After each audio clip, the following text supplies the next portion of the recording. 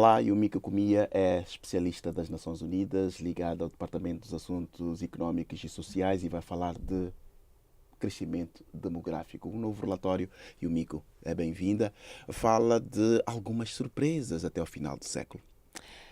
Primeiro, boa tarde a todos e muito obrigado pelo convite de poder divulgar o nosso relatório sobre as perspectivas mundiais da população. Só queria dar, assim, brevemente uma introdução à divisão da população das Nações Unidas.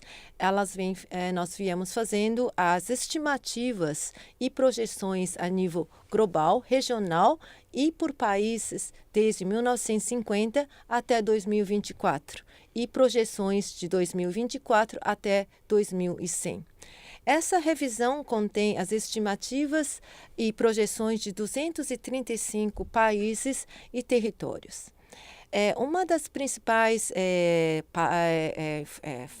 uma das principais mensagens que vamos ter nessa estimativa é que a população global ela vai crescer de 8,2 bilhões em 2024, chegando ao pico de 10,3 bilhões de pessoas em meados de 2080. E depois de chegar ao pico, ela vai começar a diminuir, chegando basicamente alcançando 10,2 bilhões de pessoas no final do século. Este diminuir o que é que significa? Esse diminuir significa que vamos chegar a atingir o pico em 2080. Quando chegamos a atingir o pico do tamanho da população, é o máximo. Depois disso, a população mundial irá diminuir aos poucos gradativamente. Mas podemos ver, por exemplo, diferenças entre os países. O fator que levou uma das grandes eu acho que novidades dessa revisão, que é a 28ª revisão que nós fazemos, é que comparado com as projeções de 2012, a probabilidade de conseguirmos da população mundial chegar ao pico nesse século é basicamente 80%. Enquanto que há mais de 12 anos atrás, 14 anos atrás, a previsão era de 20%. Então, nós estamos num momento que podemos dizer que nesse século já estamos no momento de que a grande explosões demográficas ou grandes crescimentos populacionais, ela está chegando ao pico e começando a declinar. Yumiko, vamos falar de países lusófonos. Portugal é um daqueles países que já este ano atinge o auge da sua população.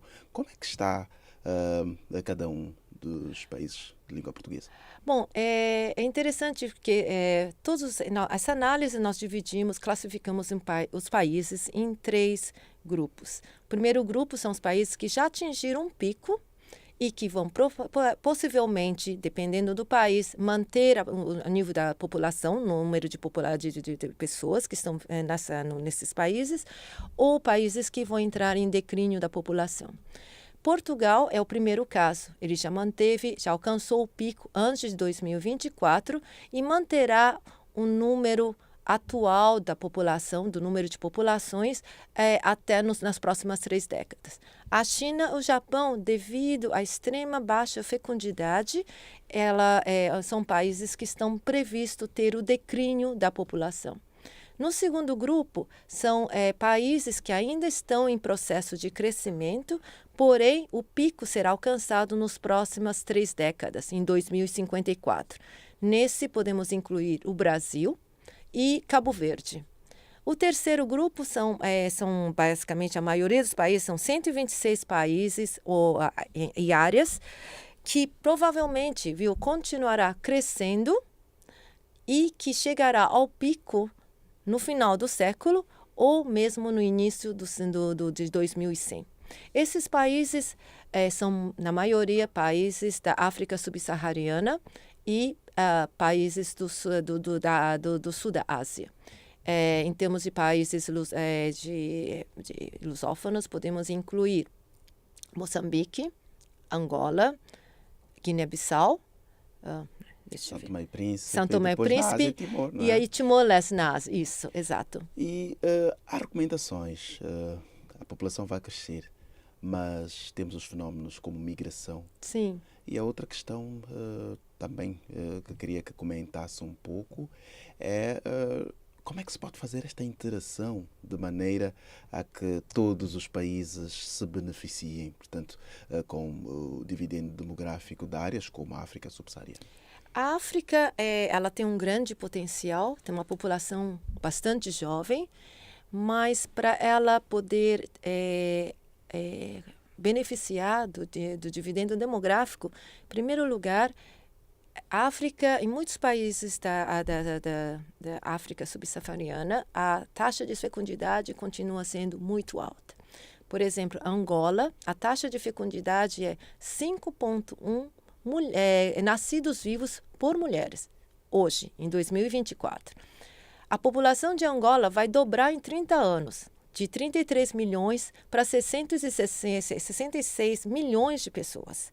Isso é difícil em termos de sustentabilidade para qualquer país. Investimento em infraestrutura, investimento em educação, investimento na saúde, um contínuo crescimento de bebês e crianças que estão nascendo.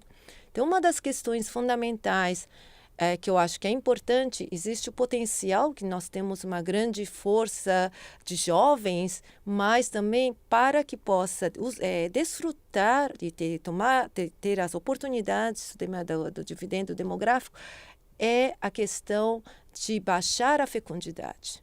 Então, por exemplo, a Angola, se baixamos a fecundidade atual de 5,1 para 4, ela poderá começar a desfrutar e o país poderá também investir nos setores que o rastro de dependência já não será tanto investir nas crianças, mas poderá investir na criação de empregos, no capital humano, na produção. Então, eu acho que tem um ponto principal que as pessoas esquecem de que não é só ter jovens, mas é necessário ter esse rastro de independência, que é a oportunidade que a estrutura etária da população pode provenir para o desenvolvimento econômico, que é necessário ter uma diminuição na fecundidade. E para países que estão agora com menor fecundidade, sim, migração vai ser uma solução? Eu não acredito que a migração seria a solução para os países que estão com baixa fecundidade ou extrema baixa fecundidade. Uma das questões é que os imigrantes também envelhecem e muitos imigrantes nós sabemos que acabam fixando residência e morando, tendo família, e eles também envelhecem. E quando os imigrantes também migram para o país de destino, a fecundidade acaba quase que adaptando-se com a fecundidade do país local. Então, a migração não é uma solução, apesar de que os Estados Unidos está no grupo 3, países que vão atingir o pico depois de 2054, no meados, eu não lembro agora exatamente quando, mas devido à imigração. Então, a França também é um outro caso, que são países que irão atingir o pico mais tarde devido à imigração. Algo mais sobre este relatório? Como é que os governos podem usar, como é que o indivíduo pode usá-lo para gerir a sua vida? Eu acho que uma das questões principais do relatório é que estávamos falando da taxa de fecundidade. É importante que as mulheres ou o casal possam decidir o número de crianças que elas desejam ter. Então, para isso é fundamental o acesso ao direito da saúde reprodutiva. No caso das adolescentes, nós sabemos que na África subsaariana é muito comum os adolescentes começarem a ter uma gravidez precoce. Então, por exemplo, em 2024, quase 5 milhões de bebês nasceram nos países de baixa renda. E isso é bastante importante porque ter uma gravidez precoce durante a adolescência tem efeitos negativos tanto para a saúde da mulher, da mãe, aí o bem-estar, como também para os seus filhos. Então, eu acho que é bastante importante a educação sexual, é bastante importante o acesso ilimitado da saúde reprodutiva e o planejamento familiar. O outro ponto importante também para esses países é o casamento, a idade de casamento.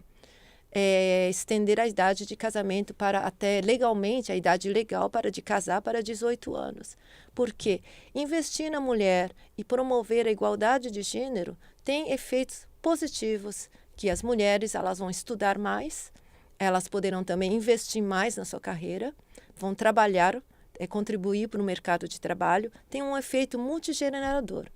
Então, eu acho que esse é um dos papéis fundamentais do governo, primeiro, de prevenir a gravidez indesejada, especialmente a gravidez na adolescência, ter o acesso à saúde reprodutiva e sexual para todos, sem limite, e acabar também com ou aumentar a idade legal de casamento. E acho que a questão nós sabemos vários estudos de que investir na mulher, o empoderamento de gênero é beneficial para toda a sociedade. Yumiko Kamiya, muito obrigado. É especialista aqui das Nações Unidas e falamos do último relatório, portanto, Perspectivas da População Mundial, 2024. Muito obrigada.